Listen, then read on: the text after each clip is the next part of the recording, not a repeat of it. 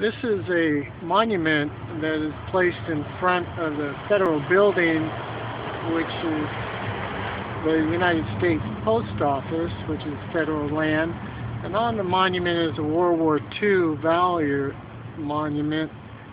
And if you go down on the names, you get to this name, Osborne A. Porter. He's the brother of Horace Porter, which is the father of Yvonne DiCarlo Porter Perea, my mother. He had the Porter plantation, and that was in the 1930s. He continued sharecropping with the blacks. Here's a good one of the United States progression.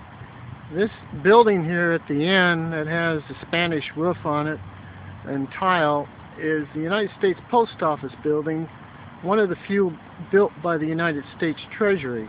The reason the United States Treasury built it is a relay of the Union monies into the federal monies of the Lincoln administration forward into prior to Roosevelt's administration. So it was a relay area that the U.S. Treasury built, and so this post office was built around the 1920s.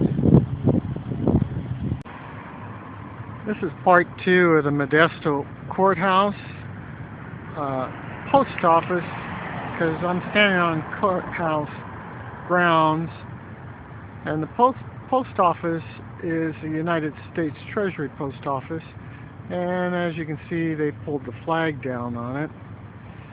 Interesting, it's called under something like an Elvira station, but the actual station was on 9th Street, and then Mexicans came in, called the Mexican cartels, came in with corruption and took the post office.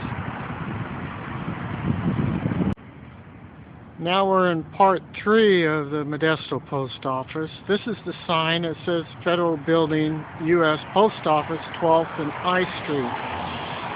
That's not the whole story of the post office. It's in the cornerstone as they laid down.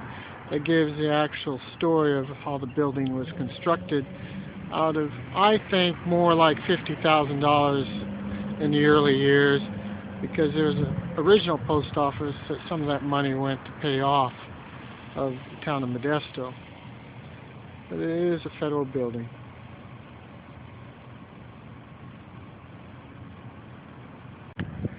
This is where the real story is on part 4 of the post office. It's the cornerstone. Ogden L. Mills, Secretary of the Treasury; Ferry K. Heath, Assistant Secretary; James Whitmore, Acting Supervisor of Architecture, 1932. That's the foundation of the Modesto Post Office.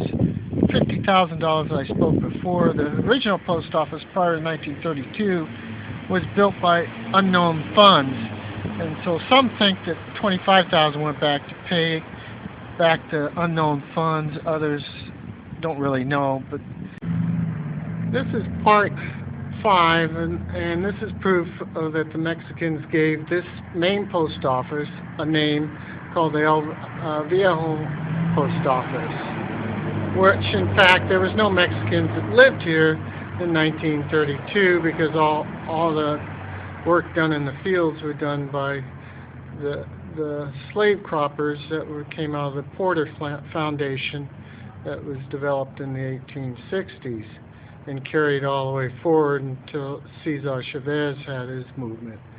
But the Mexicans never had any history here in 1932.